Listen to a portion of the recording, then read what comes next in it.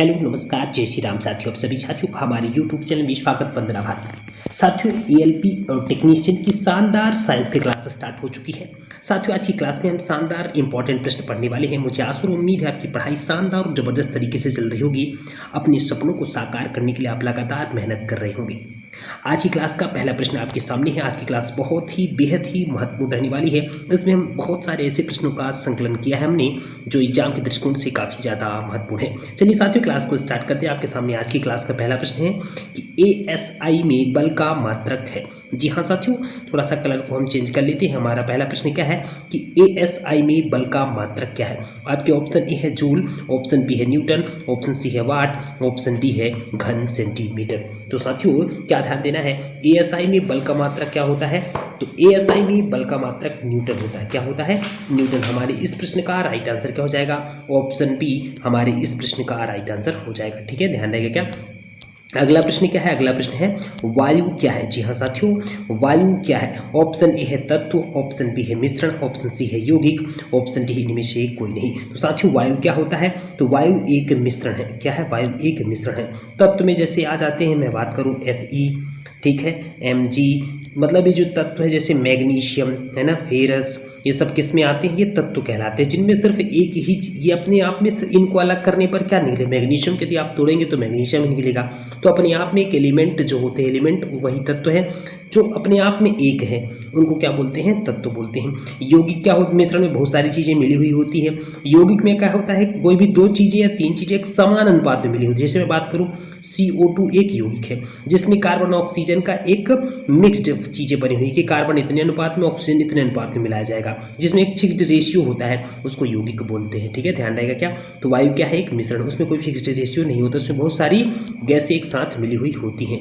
अगला प्रश्न हमारा क्या है कि यांत्रिक ऊर्जा को, जी हाँ प्रश्न हमारा क्या है कि यांत्रिक ऊर्जा को विद्युत ऊर्जा में किसके द्वारा बदला जा सकता है। जी हाँ साथियों, यांत्रिक ऊर्जा को विद्युत ऊर्जा में किसके द्वारा बदला जा सकता है, ट्रांसफार्मर, अमीटर, गैल्वेनोमीटर या डायनोमो। साथियों बहुत ही महत्वपूर्ण प्रश्न है, कई बार एग्जाम में इस तरह के प्रश्न पूछे जा चुके हैं, इसलिए एग्जाम के दृष्टिकोण से काफ़ी ज़्यादा महत्वपूर्ण है।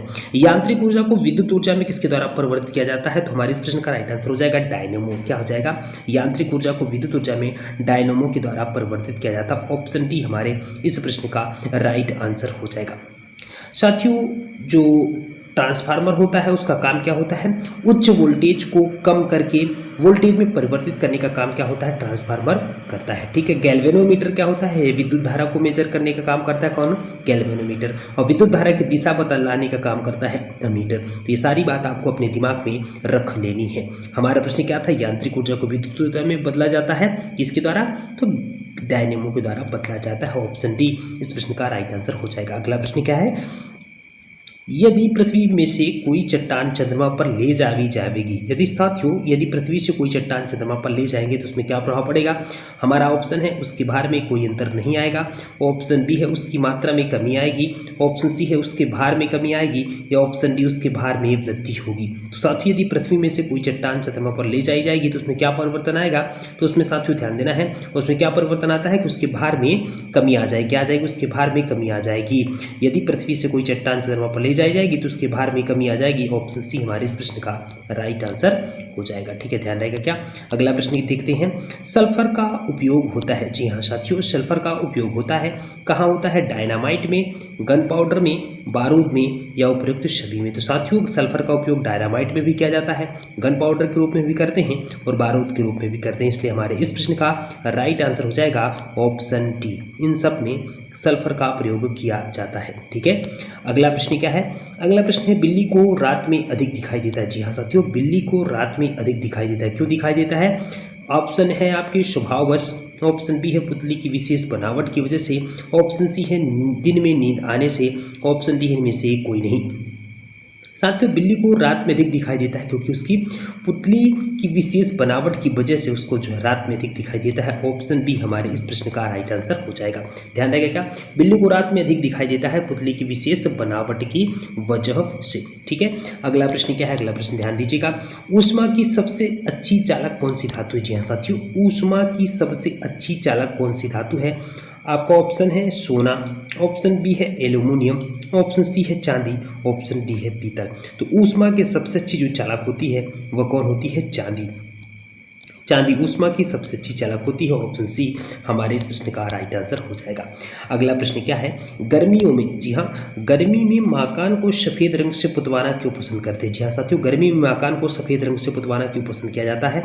ऑप्शन आपके ए है आंखों को अच्छे लगते हैं, ऑप्शन बी है ऊष्मा के कुचालक होते हैं, ऑप्शन सी है ऊष्मा के अच्छे परावर्तक होते हैं, ऑप्शन डी है ऊष्मा के सुचालक होते हैं। तो साथियों, गर्मी में मकान को सफ़ेद रंग से पुतवाना क्यों पसंद किया जाता है?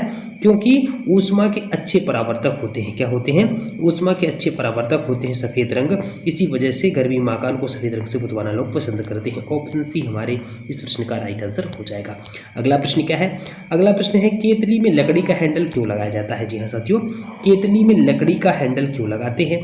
आपके ऑप्शन है फैशन की वजह से, ऑप्शन बी है लकड़ी ताप का चालक और हैंडल गर्म नहीं होता है, ऑप्शन सी हल्का होता है, या ऑप्शन डी इनमें से कोई नहीं। तो साथियों, केतली में लकड़ी का हैंडल क्यों लगाते हैं?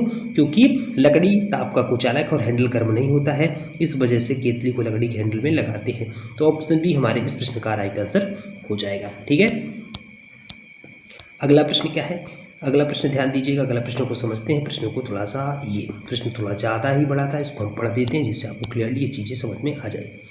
एक ही ताप एवं दाब पर समान आयतन वाली गैसों में अणुओं की संख्या समान होती है। निम्नलिखित में से यह नियम किसका है? बहुत ही महत्वपूर्ण, कि एक ही ताप एवं दाब पर समान आयतन वाली जो गैसों में अणुओं की संख्या समान होती है, यह किसका नियम है? बॉयल का नियम है, या चार्ल्स का नियम है, या गेलुशाक का आयतन संबंधी नियम है, या एवोगैड्रो की परिकल्पना का नियम है। तो एक ही ताप एवं दाब पर समान आयतन वाली गैसों में अणुओं की संख्या समान होती है, यह किसका नियम है? तो यह जो नियम कहलाता है, यह किसका नियम? एवोगैड्रो की परिकल्पना नियम कहलाता है। ऑप्शन डी हमारे इस प्रश्न का राइट आंसर हो जाएगा। बायोगैस का मुख्य अवयव, जी हाँ साथियों, बायोगैस का मुख्य अवयव है, इनमें से कौन सा बायोगैस का मुख्य अवयव है? ऑप्शन ए है ईथेन, ऑप्शन बी है अमोनिया, ऑप्शन सी है मीथेन, ऑप्शन डी है एथिलीन। तो साथियों, बायोगैस का मुख्य अवयव कौन सा होता है? मीथेन जो होता है बायोगैस का मुख्य अवयव होता है, जिसका फार्मूला होता है CH4। ये ध्यान देना है। ठीक है, अगला प्रश्न क्या है? प्रश्न हमारा क्या है? जब हम वायुमंडल में ऊपर की ओर जाते हैं तो ताप कम होता है तथा दाब बढ़ता है। ऑप्शन बी है ताप बढ़ता है तथा दाब कम होता है, ऑप्शन सी है ताप एवं दाब दोनों बढ़ते हैं, ऑप्शन डी है ताप व दाब दोनों ही घटते हैं। तो साथियों, जब हम वायुमंडल में ऊपर की ओर जाते हैं, वायुमंडल में जब हम ऊपर की ओर जाते हैं तो क्या होता है? वहाँ पर जब जैसे ही हम वायुमंडल ऊपर की ओर जाते हैं तो ताप व दाब दोनों ही घटते हैं। क्या होने लगते हैं? ताप व दाब दोनों ही घटते हैं। जब हम वायुमंडल में ऊपर की ओर जाते हैं तो ताप भी घटता है और दबाव भी घटता है। तो ऑप्शन डी हमारे इस प्रश्न का राइट आंसर हो जाएगा। अगला प्रश्न क्या है? नेत्र के लेंस में, हमारा प्रश्न क्या है? नेत्र के लेंस में फोकस दूरी किसके द्वारा सही रखी जाती है? रेटिना के द्वारा, आइरिश के द्वारा, सिलेरी मांसपेशियों के द्वारा, या कॉर्निया के द्वारा। तो नेत्र के लेंस में फोकस दूरी किस प्रकार से रखी जाती है? हमारे इस प्रश्न का राइट आंसर हो जाएगा सिलेरी मांसपेशियों के द्वारा। जी हाँ, नेत्र के लेंस में फोकस दूरी किसके द्वारा सही रखी जाती है? तो सिलेरी मांसपेशियों के द्वारा नेत्र के लेंस में फोकस दूरी सही रखी जाती है। ऑप्शन सी हमारे इस प्रश्न का राइट आंसर हो जाएगा। ठीक है, ध्यान रखिएगा, ऑप्शन सी हमारे इस प्रश्न का राइट आंसर हो जाएगा। अगला प्रश्न क्या है? सूखी बर्फ होती है। जी हाँ साथियों, सूखी बर्फ यानी ड्राई आइस होती है, ठोस जो होती है वो किससे बनी होती है? कार्बन मोनोऑक्साइड से, कार्बन डाइऑक्साइड से, या सल्फर डाइऑक्साइड से, या हाइड्रोजन पर ऑक्साइड से। तो साथियों, जो सूखी बर्फ होती है वह कार्बन डाइऑक्साइड से बनी होती है। किससे बनी होती है? कार्बन डाइऑक्साइड से बनी होती है सूखी बर्फ, जिसको ड्राई आइस बोलते हैं। ऑप्शन बी हमारे इस प्रश्न का राइट आंसर हो जाएगा। अगला प्रश्न क्या है? साधारण नमक। जी हाँ साथियों, साधारण नमक का वैज्ञानिक नाम क्या है? सोडियम सल्फेट, सोडियम क्लोराइड, या सोडियम बाइकार्बोनेट, या अमोनियम क्लोराइड। तो साधारण नमक का वैज्ञानिक नाम क्या होता है? क्या लिखते हैं इसको? हम क्या लिखते हैं? NaCl लिखते हैं। तो इसका क्या हो जाएगा? Sodium chloride. क्या? Sodium chloride. साधारण नमक का क्या हो जाएगा? Sodium chloride. तो ऑप्शन बी हमारे इस प्रश्न का राइट आंसर हो जाएगा। यहाँ पे लिखा है सोडियम बाइकार्बोनेट, क्या लिखा है? NaHCO3। क्या लिखा है? NaHCO3, sodium bicarbonate. ये हो जाएगा इसका फार्मूला। ठीक है, अगला प्रश्न क्या है? अगला प्रश्न ध्यान दीजिएगा, प्रश्न है यहाँ से, अब थोड़ा सा वन लाइनर कर देते हैं फटाफट जल्दी सा अलग अंदाज में। तो हमारा प्रश्न क्या है? पौधों में वाष्पोत्सर्जन दर के निर्धारण के लिए किस यंत्र का प्रयोग किया जाता है? बहुत ही महत्वपूर्ण कि पौधों में जो वाष्पोत्सर्जन की क्रिया होती है उसको किस यंत्र के द्वारा मेजर किया जाता है? तो आंसर हो जाएगा पोटोमीटर के द्वारा पौधों में वाष्पोत्सर्जन की दर को मेजर किया जाता है। ठीक है। यूरेनियम के नाभिकीय विखंडन में अंततः क्या प्राप्त होता है? बहुत ही महत्वपूर्ण प्रश्न है। यूरेनियम का जब नाभिकीय विघटन होता है तो उसमें क्या प्राप्त होता है? सीसा प्राप्त होता है उससे। ध्वनि को मापने की इकाई क्या है साथियों? तो ध्वनि की मापने की इकाई जो होती है वो डेसिबल होती है। हमारा अगला प्रश्न क्या है? स्टेनलेस स्टील किन धातुओं को मिश्रित करके बनाया जाता है? जी हाँ साथियों, स्टेनलेस जो स्टील होता है वह किन धातुओं को मिश्रित करके बनाया जाता है? तो लोहा, क्रोमियम और निकिल। जी हाँ, लोहा, क्रोमियम और निकिल को मिश्रित जब करते हैं तो स्टेनलेस स्टील प्राप्त होता है हमें। तो ऑप्शन जो इसका हो जाएगा लोहा, क्रोमियम और निकिल से स्टेनलेस स्टील प्राप्त होता है। ठीक है, ध्यान रहेगा क्या। अगला प्रश्न हमारा क्या है कि मधुमेह के रोगी, बहुत ही महत्वपूर्ण कि मधुमेह जो होता है, मधुमेह के रोगी के पेशाब में किसकी अधिकता हो जाती है? शर्करा की। तो क्या ध्यान देना साथियों, जो शर्करा की शरीर में अधिकता हो जाती है तो वह रोग जो रोगी होता है वो मधुमेह से ग्रसित हो जाता है। स्वचालित ब्रेक यानी जो बोलते हैं हाइड्रोक्लोरिक ब्रेक्स किस नियम के आधार पर बने होते हैं? ध्यान देना है, पास्कल के नियम पर वो बने होते हाइड्रोक्लोरिक जो ब्रेक होते हैं। डीएनए संश्लेषण का प्रतिपादन किसने किया था साथियों? तो डीएनए संश्लेषण का प्रतिपादन कॉर्नबर्ग ने किया था। किसने साथी? कॉर्नबर्ग ने डीएनए संश्लेषण का प्रतिपादन किया था। हमारा अगला प्रश्न क्या है? फोटोग्राफी में प्रयुक्त होने वाले हाइपो का रासायनिक नाम क्या है साथियों? हाइपो का रासायनिक नाम क्या है? Sodium thiosulphate. बहुत ही महत्वपूर्ण, जो फोटोग्राफी में प्रयुक्त होने वाला जो रासायनिक है उसका नाम क्या है? Sodium thiosulphate. अगला प्रश्न क्या है? ऑक्जेनोमीटर। जी हाँ साथियों, क्या है? ऑक्जेनोमीटर से क्या मापा जाता है? ध्यान देना है, पौधों में रेखीय जो वृद्धि दर होती है, रेखीय जो वृद्धि दर होती है पौधों में, वह ऑक्जेनोमीटर के माध्यम से मापी जाती है। विद्युत तीव्रता का मात्रक क्या है? तो न्यूटन अपॉन कूलाम जो होता है विद्युत तीव्रता का मात्रक होता है। साथियों, ये थी आज की क्लास की शानदार जबरदस्त महत्वपूर्ण क्लास जो आपके एग्जाम के दृष्टिकोण से बहुत ही ज़्यादा महत्वपूर्ण है। इसी प्रकार से हमारी शानदार जबरदस्त क्लास डेली सुबह 8 बजे आ जाती है, तो बेल आइकन ऑन कर लीजिए, हमारे चैनल को सब्सक्राइब कर लीजिए। और यहाँ तक वीडियो देखने के लिए आप सभी साथियों का तहे दिल से आभार और धन्यवाद। जय जय श्री राम।